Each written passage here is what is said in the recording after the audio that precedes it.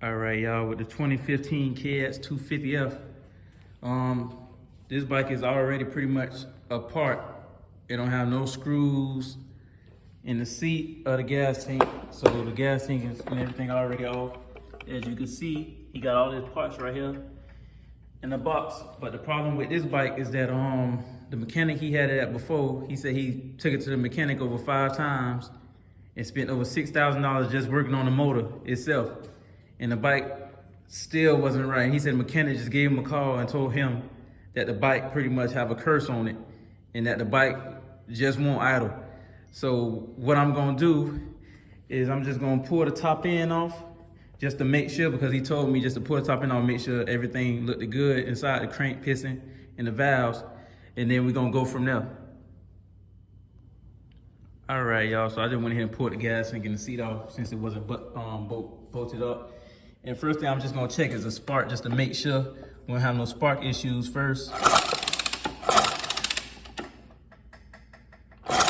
Okay, and as you can see, the bike has perfect spark.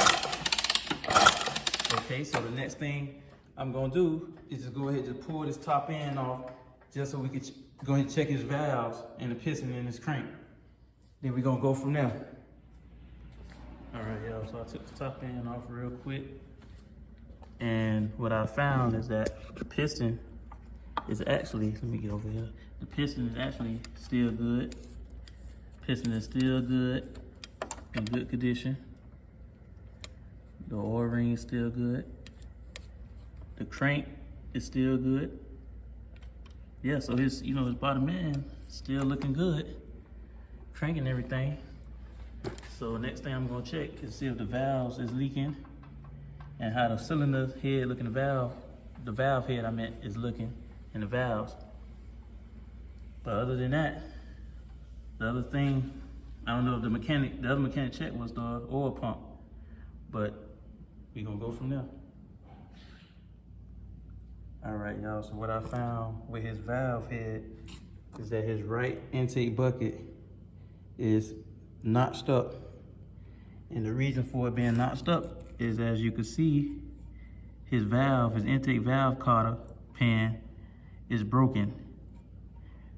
Which is good that valve didn't drop down and destroy the piston, which could have shattered the piston and damaged the crank, and he would have needed a complete rebuild again, knowing this, this customer already spent a lot of money on this bike. And then another thing I also tested was I checked if the valves had any leaks, and the intake valves have a small leak, a very small leak, but the exhaust valves is not leaking at all. And another thing, the old mechanic put a lot of gasket maker, on his top end, on the rebuild.